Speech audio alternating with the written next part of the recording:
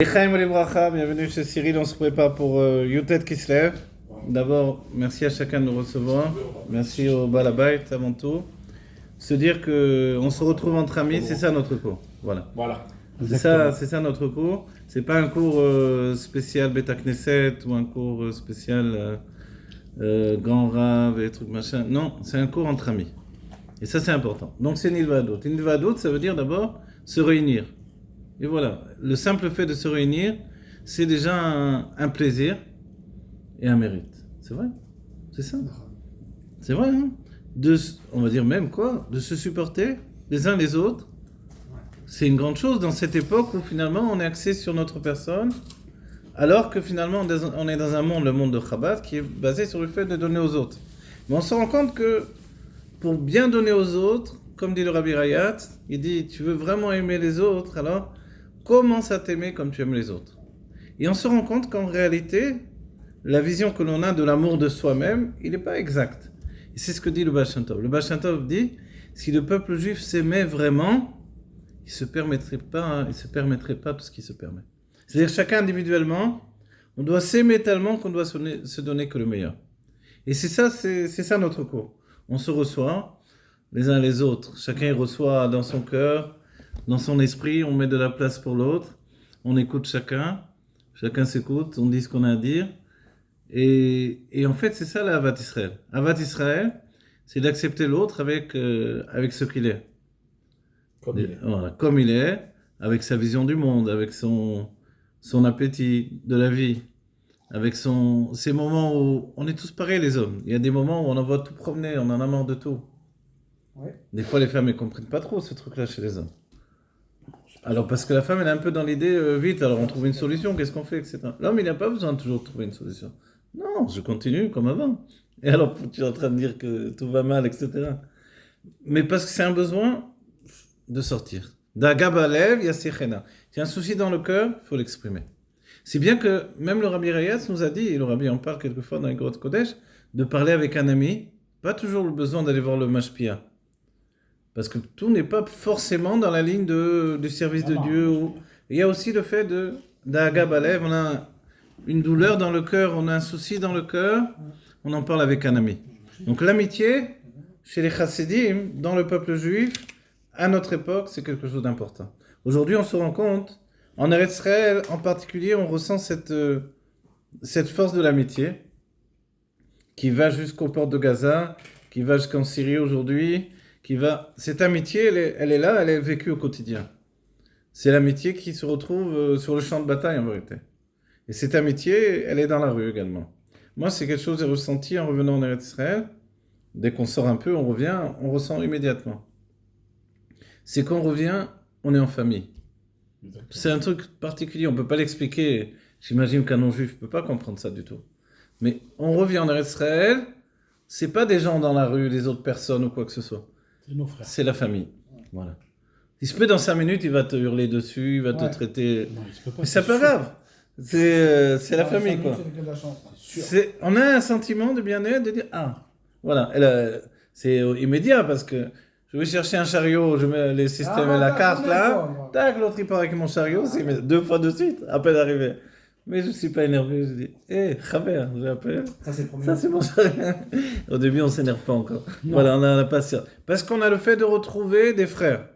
Et ça, ce sentiment-là, vraiment, c'est ce qu'on a ressenti également quand on va voir les militaires. Et c'est ce que les militaires eux-mêmes, ils ressentent quand ils sont l'un à côté de l'autre jusqu'au bout. Et ça, on ne peut pas l'enlever de la terre d'Israël.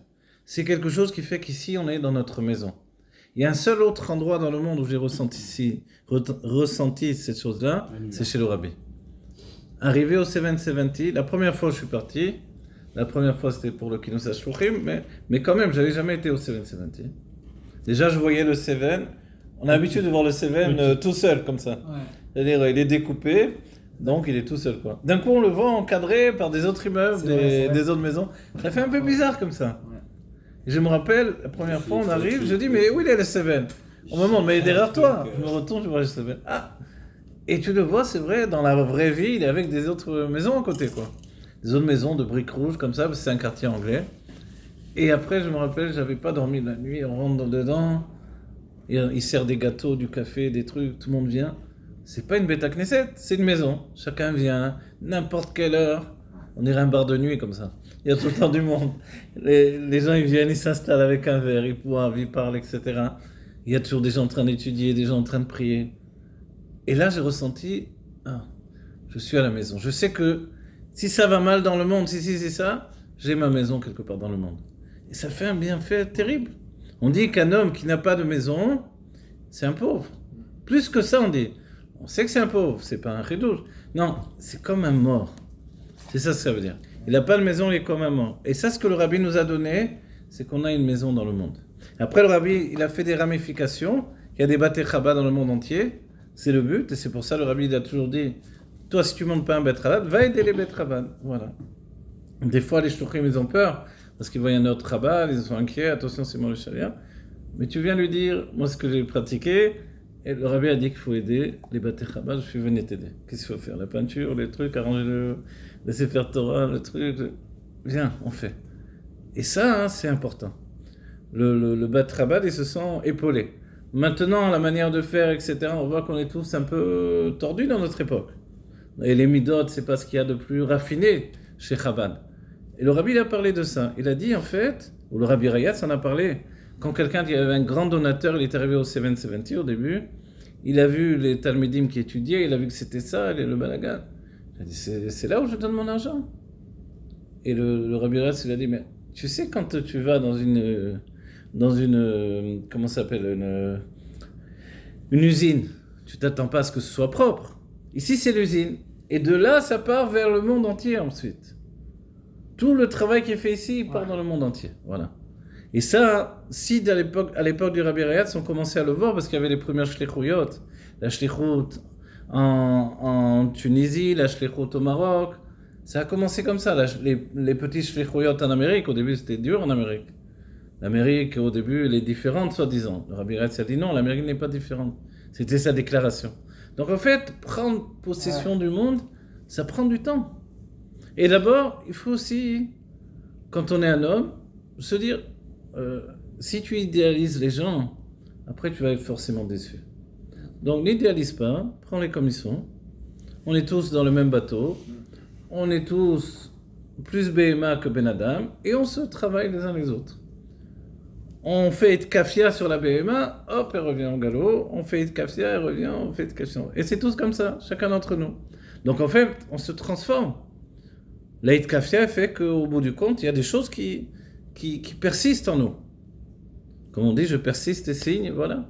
Et c'est ça notre réussite. C'est que malgré tout, voilà, je suis encore là. Je suis encore là, je continue. Moi, je me rappelle toujours quand je vois, je le dis quelques fois, mais quand je vois à Yerushalayim le Rav Barkatz, à chaque fois je lui dis, vous, Rav Barkatz, on dira ce qu'on veut sur votre méthode, mais vous tenez le coup, vous êtes là et vous continuez. Voilà. Et ça, c'est une force. Faire, continuer, être là, enseigner jour et jour, jour après jour, c'est pas évident. Moi, ça fait des années que j'enseigne. On a des mashber, on est malade, on est fatigué, on en a ras-le-bol. Des fois, j'écoute un cours sur YouTube que je fais, je dis, c'est quoi ce délire-là? Je continue à enseigner. On n'a plus envie, on ne se supporte plus, etc. Et puis, on continue. Parce que finalement, on apporte quelque chose. Qu'est-ce qu'on apporte? On apporte moins de fait qu'un peu d'humanité. L'humanité, c'est très important aujourd'hui. À l'armée, il faut être une machine de guerre. Dans le travail, il faut être un loup. Alors, il faut sans arrêt être... Donc, quand on apporte un peu d'humanité, te dire, tu es un homme, je viens t'encourager, je viens te dire que je suis comme toi exactement, c'est la même chose, alors ça fait du bien. Bon, c'est pour ça qu'il faut faire les chaim. Chaim, allez voir. Que Dieu bénisse chacun d'entre nous.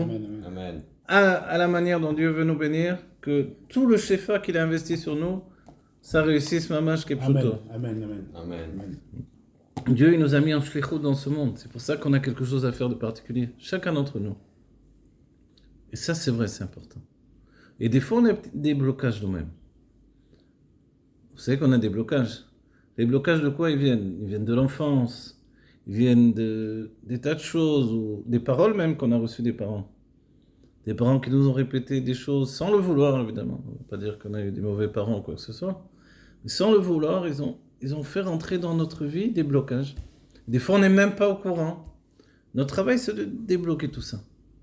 Et Dieu, il nous met en avant. Comment il va débloquer Dieu les blocages que l'on a depuis notre enfance et qui en réalité viennent des vies précédentes?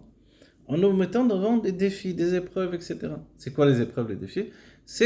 Il nous met en face de nous une situation où on va se décourager. Pourquoi on va se décourager? Parce que quand on était enfant, il y avait des choses qui nous ont découragés, qui nous ont dit que bon, de toute façon, tu n'y arriveras jamais, etc. Et comme ça dans les vies précédentes. Alors aujourd'hui, ça recommence. Et là, on doit se dire non, moi j'ai confiance en Dieu. À notre époque, tout le monde s'est mis à étudier Rovat Alevavot du Bechaye, c'est la grande mode, parce qu'il y a un grand besoin. C'est pas une mode comme les vêtements, parce que c'est des modes jamais de ça. C'est une mode parce que si on n'a pas confiance en Dieu à notre époque, on ne tient pas le coup. La pression elle est trop grande. Le quotidien, la guerre, les événements, le nombre d'informations que l'on reçoit chaque jour. Je sais pas vous, mais évidemment, avec tout ce qui se passe, on est en train de suivre les soldats, là. On peut pas passer une journée sans voir, grâce à Dieu, qu'on voit des bonnes nouvelles de plus en plus. C'est que les choses, voilà, les miracles qui se passent, c'est que vraiment les choses sont en train de basculer et le monde est en train d'aller dans le sens du peuple juif, dans le sens de la Géoula et de Mashiach. C'est-à-dire que si on avait besoin de voir que la Géoula est en train de se concrétiser, on est en train de le voir de nos yeux. De par l'armée, de par la guerre que l'on est en train de remporter, c'est vrai qu'il y a eu des morts terribles. On ne s'est pas guéri de ces morts-là. On ne s'est pas guéri de tous les soldats qui sont tombés. Et quand on est ici et qu'on les connaît, ces soldats, on sait que ce sont des enfants, ça fait trop mal au cœur, quoi. Alors évidemment, on a envie de prendre des fusils, de tout ce qu'on veut et d'aller se venger et de faire des choses terribles, nous aussi. Mais le rabbi nous a dit, où tu te trouves, c'est la tashlichut. Donc nous, si on se trouve sur l'endroit de notre travail, dans nos maisons, etc., et qu'on ne nous a pas encore appelé pour porter un fusil, c'est qu'on a quelque chose à faire là où on se trouve. Voilà. Et avant tout, la première guerre, c'est comme ça que le rabbi nous a éduqués. La première guerre, vous vous rappelez, la milchama neged min, neged mal, neged yetzer hara, c'est la guerre depuis qu'on est enfant dans Chabad, cette notion-là. Contre qui? Contre quoi? Contre le yetzer hara. C'est Tzivot Hashem, les armées de Dieu. Dieu a appelé le peuple juif Tzivot Hashem dès le commencement. Veitzu, ils sont sortis des Tzivot Hashem. C'est-à-dire où ils sont les armées de Dieu? Alors peut-être qu'on a parlé des anges qui marchaient avec le peuple juif. On dit, mais non, puisqu'il écrit Ani velo malar velo saraf. C'est moi qui ai sorti le peuple juif et pas un ange. Et pas un ange très très élevé comme les seraphim qui brûlent d'amour et de crainte pour Dieu. Alors qui sont les Tzivot Hashem? C'est le peuple juif. Donc nous sommes des soldats, mais là-bas on n'était pas une armée du tout, on était des esclaves au contraire. L'armée du peuple juif, c'est un homme qui se bat contre l'obscurité.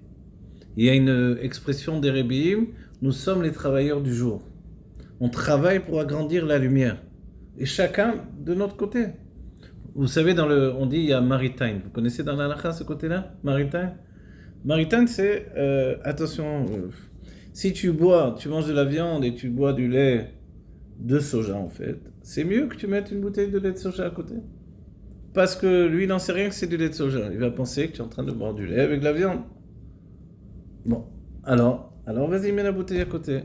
C'est du lait d'amande. Alors, avant, on disait, quand on faisait soi-même le lait, mets des amandes à côté pour qu'on comprenne. C'est quoi Maritime? C'est que l'autre, il ne te voit pas et qu'il ne pense pas mal. Il ne pense pas que tu es en train de faire une avéra. On va dire, ok, alors, mais quand je mange chez moi, j'ai les volets fermés, maintenant c'est la nuit, je fais ce que je veux, non? On dit non, Maritime, le fait que l'autre il puisse te voir, en fait, c'est même Bechadre Khadari, même si tu es dans la cave cachée la nuit, parce que tu te lèves en pleine nuit pour manger quelque chose, et tu te sers un verre de lait, tu sais. Alors attention, mets la bouteille à côté de toi. On va dire, mais attends, la personne me voit. Qu'est-ce que c'est cette histoire? C'est ça, Maritime. C'est en réalité, c'est une façon de penser. Tu es toi-même ton propre avocat. Tiens, je suis mon avocat. C'est-à-dire, tout de suite, il arrange de l'accusation, il arrive. Ah, mais tu es en train de manger de la viande avec du lait, là. En plus, c'est de la viande un steak, là. C'est vraiment de midoraita. C'est pas du poulet. Mais non, ouais, c'est pas du poulet. Parce qu'alors, peut-être, on va te dire, bon. Ouais. Mais là, non, mais c'est du lait de soja, tu sais. Depuis quand tu nous bois du lait de soja? Je croyais que tu n'aimais pas ça. Alors, toute la lutte intérieure entre moi et moi, on va dire, personne n'est au courant de ma lutte intérieure. Hein. Alors, tu vas au frigo et tu mets la bouteille là. Tu la vois, la bouteille là, du lait de soja? Ah, d'accord. Et ça, c'est en fait ce truc-là. Les sages ont dit, c'est comme ça qu'un juif vit. On va dire, mais alors, tu n'es jamais tranquille. Et c'est ça le secret de la pensée. La pensée, on ne sait pas d'où ça vient. Si on monte, on a parlé avec Shimon, j'ai parlé avec Shimon, je lui ai dit, viens au cours, tout ça. Il ne peut pas venir finalement. Alors, la pensée, dit le Maguid de Mezrit, après j'ai vu chez les rabbis, chez le rabbi aussi, ça vient des mondes divins très très élevés. Ça vient du Keter, ça rentre dans la Chokhmah, et Bina, le développement, tous les niveaux de la pensée. Mais c'est mystérieux la pensée. On se réveille, on pense, on s'endort en pensant, on est toujours en train de penser. On a une bonne pensée, une mauvaise pensée. On dit, mais on a l'impression que la pensée, c'est plusieurs personnes en nous. Et c'est ça le Tanya. Avant le Tanya, on croit qu'on est schizophrène, on voit dans le Tanya. Ah, finalement, On est normal. ça va, C'est c'est normal. tranquille. Là, l'histoire que j'ai racontée, on dit, bon, le bonhomme est un peu travaillé de la tête. Mais non, le Tanya, il te dit que voilà, on est tous comme ça. C'est ça la pensée du juif. C'est ça. Ah, si la pensée du juif, c'est ça, c'est-à-dire que je suis tout le temps en train de me battre. C'est ça les Tzivot Hashem. Je suis en lutte constante. Et là, quand il y a des périodes comme ça critiques, où on sait qu'il y a un soldat de 19 ans qui est au front et que vraiment, et moi des fois je deviens fou quand je vois des images, je marche comme ça découvert tranquillement. Et après on dit il y a eu tellement de morts, je me dis mais mince, il marche à découvert en plein comme ça, je ne sais pas pourquoi c'est comme ça. Le Rabbi il a parlé de ça, n'envoyez pas des hommes, envoyez des bombes, évidemment on veut faire des omelettes sans casser d'œufs, c'est difficile. Donc ça fait tellement mal au cœur. Mais lui, il est là en train de se battre comme ça, et toi, tu vas comparer son combat.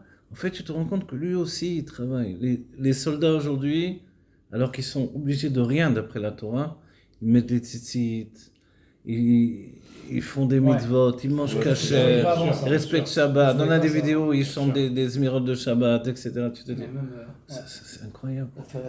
Alors que, regarde bien les halakhot, tu vas voir qu'ils sont ni obligés de manger, ils peuvent manger du porc, ils peuvent tout faire. Ils peuvent tout faire. Parce que dans les moments de l'armée, dans les moments de guerre, on ne fait pas le délicat et on fait pas de... L'important, c'est de gagner la guerre. Et là, non, on voit, c'est des tzadikim. C'est vraiment les tzadikim de la Torah qui partent à l'armée. Donc s'il y en a qui sont partis, c'est sûr qu'ils sont maintenant des tzadikim. Il y a des histoires où le Rabbi a dit à une personne, j'arrive pas à trouver un endroit où il y a des kivrés de tzadikim, qu'est-ce que je fais? Le Rabbi dit, est-ce qu'il y a des militaires à côté, des militaires? Voilà, voilà. Est-ce qu'il y a des militaires juifs, un cimetière de militaires juifs? Il a dit oui. Il dit, allez là-bas, ce sont des tzadikim.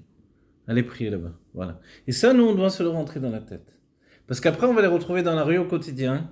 Et dans la rue au quotidien, ces hommes-là, ils sont brisés. Ils en ont vu tellement qu'on ne peut pas imaginer. Et ils ne sont pas toujours agréables au quotidien, parce qu'ils sont sur les nerfs tout le temps. C'est des hommes qui ont des traumatismes. Et nous, on doit se rappeler que celui-là, là, qui me prend la tête pour 10 shekels, en vérité, il était en train de donner sa vie pour le peuple juif. Et ça, c'est extraordinaire. C'est pour ça, des fois, dans les rues, on a des spectacles ici incroyables. Ouais. Quelqu'un, il crie sur... Je me rappellerai toujours cette image-là. Ah, il hurle sur un autre, il lui hurle dessus, et après, il lui dit, t'es barré, sois en bonne santé. Ouais. Et comme l'autre, il dit pas toi aussi, alors il dit, hey, tu me souhaites pas, moi, d'être en bonne santé? des scènes comme ça incroyables en Eretz Israël. Où je me rappelle une fois, une fois, une image à Yerushalayim, un policier, il met un d'or, il met une contravention, et la personne, elle commence à s'énerver, mais je suis rentré 5 minutes, je suis sorti, dans l'histoire on connaît, je suis sorti, je suis rentré, bon. Et l'autre il dit, c'est comme ça, maintenant j'ai mis. Et l'autre, qu'est-ce qu'il fait? Il sort son livre de Tehillim, il commence à lire le Tehillim, et sa femme, elle sera veuve, et il aura des enfants. Il dit, ah, c'est pour moi que tu dis ça? Il dit, non, je peux faire des Tehillim quand même. Ça, c'est des scènes qu'on a en Israël. Alors ça, c'est... Tout ça, si on n'est pas juif, on n'est pas dans ce monde-là, on n'arrive pas à le comprendre. Et en vérité, le peuple juif, c'est quelque chose d'extraordinaire. Et c'est pour ça, quand l'autre, il te hurle dessus, 5 minutes après, il va te dire, t'es barré. Il va te souhaiter d'être en bonne santé. Donc, ne le prends pas mal, c'est ton frère. C'est vrai, j'avais pas fait attention. Ah ouais. Ça, toujours. Ah ouais. Quand il parle, t'es barré, t'es barré, vas-y, finalement. Et des Jamais fois, tu verras celui-là ça en qui France. t'a hurlé dessus, après, ça Ouais, devient vas-y, ton sois en meilleur bonne ami. santé. Ouais. Bah ouais. Ça veut rien dire. Finalement, c'est les meilleurs brachot qu'on prend en Ben ce oui. moment-là. Le Baal Shem Tov a dit, quand quelqu'un te hurle dessus, dis-toi que c'est Dieu qui t'enlève des clalots, des malédictions faut qui étaient remercier. sur toi. Faut remercier. C'est incroyable, hein, il dit ça. Parce que il y a même une histoire qu'une fois où est venu avec le Baal Shem Tov, le Shelat Tzibour. Souvent, il priait lui-même le Baal Shem Tov, mais quelquefois, il y avait un Shelat Tzibour à Yom Kippour, et c'était un vieux chassid qui avait une grande qualité de... Et le Baal Shem Tov le regarde et dit, toi le vieux, va prier. Ah, tu dis, comment il me parle le Baal Shem Tov? Ouais. Qu'est-ce que j'ai fait? Il doit voir au moins quelque chose de terrible, il me parle comme ça. Comme je sais. Et il a prié, il était détruit toute la prière de Yom Kippour, détruit, il va voir le Baal Shem Tov. Je crois même que c'était l'année là. Il dit, Rabbi, qu'est-ce que vous avez vu? J'ai dû faire quelque chose. Il dit, mais non, j'ai vu que tu t'étais préparé à un niveau extraordinaire. À côté de toi, j'ai vu le Satan qui était là. Alors, j'ai vu qu'il allait chercher comment rentrer. Et justement, toute ta préparation a été propice à ce qu'il rentre et il fasse rentrer de la gava dedans de toi, de l'orgueil. Alors, j'ai brisé ton cœur. Et grâce à ça, toutes les pilotes sont montées. Voilà. Dans l'histoire, il n'y a pas d'essai à demander pardon, non, mais voilà. En tout cas, c'était comme ça que ça s'est fait. C'est-à-dire qu'on ne sait pas ce qui se passe. Donc le Baal Shem Tov, il dit, quelquefois, tu ne sais pas toi. Quelquefois, il vient et te crie dessus, il t'a enlevé des trucs terribles que tu avais sur toi. Si toi, tu es capable, maintenant si tu te mets à crier comme un chartier, alors c'est une autre chose, mais si tu es capable d'accepter la chose et te dire, c'est mon frère malgré tout, allez. Et quand il te dit, t'es barré, il dit, allez, toi aussi. Ça va. Ça va pour cette fois circuler. Voilà. Et en fait, on se travaille de jour en jour. Et jusqu'à un niveau, le Rabbi nous dit que de passer à la Géoula sans mourir, c'est possible si Venafshi kafar la kolti. Mon âme, elle est comme de la poussière devant chacun. Alors c'est vrai qu'on est le judaïsme. Celui qui se lève pour te tuer, on le sait bien pendant les temps de guerre. Alors c'est toi qui dois te lever pour le tuer le premier. Tu vas pas attendre, n'est pas la joue gauche, machin, les histoires qui tiennent pas debout. Non, il veut te tuer, tu le tues, même si c'est ton père, même si c'est ton frère, même si c'est ton fils. Quand on dit ton fils, on pense avec David et ses enfants, quoi. Donc en fait, dans ces cas-là, comment ça se fait qu'au quotidien on me demande d'avoir tellement de Havat Israël? Parce qu'en fait, on est tous dans la même galère. On est tous en route pour la Géoula. Et c'est difficile pour chacun d'entre nous. On est en guerre vraiment au quotidien, dans la lutte, avec la parnassa, avec la famille, avec la santé, avec la fatigue. Déjà, je me dis, si tu enlèves la fatigue, le fait qu'on ait faim, le fait que... Tu enlèves tout ça déjà, qu'on soit fatigué et affamé, tu vas voir comme le bonhomme il est gentil, agréable. Mais maintenant, le même bonhomme, tu lui prends, tu lui mets de la fatigue, tu lui mets qu'il est affamé, ça y est, c'est affreux. Voilà, qu'est-ce qui se passe? La même chose avec les enfants. On les aime beaucoup. Quand arrive l'heure, on n'a plus de force. Ça y est, la patience, elle est dehors de la porte. Là, ça y est. Qu'est-ce qui se passe? Il était gentil, d'un seul coup, taf, il a tourné. Donc en fait, ce monde, il est dur parce que on doit fournir au moment où on n'a plus de force. Des fois, on n'a plus de force. On est faible, en fait. Des fois, je me dis, j'en ai marre d'être faible comme ça, j'aimerais être tellement plus fort. Dans ma famille, on s'est pris un virus, là, je sais pas quoi, tout le monde malade. Et des moments, tu dis, bon, j'en peux plus, il faut me bouger, là, parce que sinon je dors toute la journée, en vérité. Ouais. Quand tu te sens malade, tu n'as pas de force, tu te dis, allez vite, on se bouge, parce que sinon, on s'en sort pas. Et notre vie entière, elle est comme ça, de se dire, allez, vas-y, on fait quand même. Et il faut se lever le matin, il faut se coucher tard et on se lève tôt. On se couche tard, on se lève tôt. Comment on va tenir combien de temps? La peau de chagrin qu'on porte, là, elle va tenir. La carcasse, elle va tenir combien de temps, là? On tire la charrette, à la fin, elle va s'écrouler. Des fois, on s'écroule, d'ailleurs. Et quand on est malade, au moins, on se dit, bon, moi, je me repose un peu. J'ai plus honte de me reposer un petit peu. Je suis écroulé. Voilà. Mais autrement, on dirait que j'ai une obligation de fournir. Allez, vas-y, fais. Enfin, t'as le droit d'être malade 24 heures, hein, quand t'as 40 ans. Ouais. Voilà. Et ça, en fait, c'est ce qu'il faut se dire, c'est que, bon, le travail que l'on fournit dans notre époque, il est un travail particulier. 1, on a des informations continues du matin au soir. 2, on est au courant de tout ce qui se passe dans le monde. C'est ça que ça veut dire les Ça informations. aussi, ça veut dire. Les informations, c'est que quand il y en a un, Bien que sûr. Dieu préserve s'il s'est passé une catastrophe, tu es immédiatement au courant. Moi, j'essaye. Moi, j'ai une limite. Avant que tu reçoives une lettre qui t'a dit que, ah bon, c'est déjà passé des fois C'est des trop. mois ou des années. Maintenant, immédiatement, tu es au courant. Immédiatement ça, immédiatement, tac, tac, tac, tac. Tu te dis, ouf, il s'est passé ça là-bas, il s'est passé. Combien on peut supporter des mauvaises nouvelles, des choses, des trucs. Puis les épaules les descendent comme ça. Et toi, tu dois en même temps fournir. En même temps, tu es là. Peut-être tu es à table en train de manger, tu entends ça, tu sais plus, tu dois continuer à manger normalement. Qu'est-ce que tu fais? C'est exactement Et tu manges et tu te dis, comment je suis. Quelle bonne nana. Je continue à manger normalement en plus. On sait plus. C'est tellement. Voilà, c'est comme on voyage d'un pays à l'autre en quelques instants, en quelques heures. On n'a pas le temps de s'acclimater à quoi que ce soit. Voilà, c'est comme ça notre époque. Et ça, c'est l'époque de la Géoula. On dit que même la rotation de la Terre s'est accélérée, il paraît. Que les jours sont plus exactement de 24 heures comme avant. Le temps est de plus en plus rapide. Ça, c'est pas la Torah qui le dit, c'est les non-juifs. Mais ils l'ont dit là. Mais voilà. Donc la Torah, elle nous avertit, le temps là, on va finir la 924 et la Terre, elle a fait encore micro-millième de seconde plus rapide. Plus rapide. De plus en plus rapide. En fait. Voilà, et tout comme ça.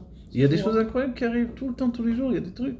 Là, ils annoncent 7 planètes qui vont s'ajuster les unes derrière les autres. Les 7, quand on a étudié un peu de Chassidut Kabbalah, c'est la Malchut, ça.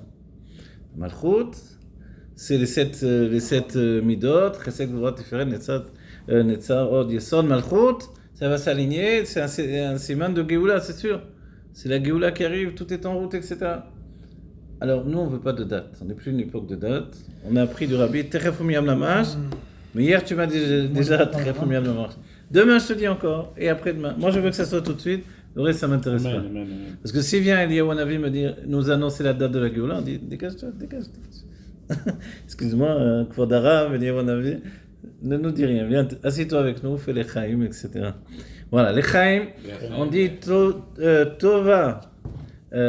Comment on dit Legima chez Mekarvet. Voilà. Elle est bonne, la lampée d'alcool, parce qu'elle réunit les cœurs. Que Dieu bénisse chacun d'entre nous, qu'on se souvienne toujours que nous sommes une même famille. On est tous un même corps dans Adam Arishon. On était là, même si on s'est dit, pousse-toi un peu, laisse-moi de la place. Mais on était ensemble à Matan Torah. Mais quand on se prosternait au Beth Amikdash, il y avait de la place pour tout le monde. Quand on est Baby Tool, voilà, on a toujours la place pour l'autre. Les Chaim et les Bracha, beaucoup de bonheur, la Géoula, mettez-le à Amen. Amen.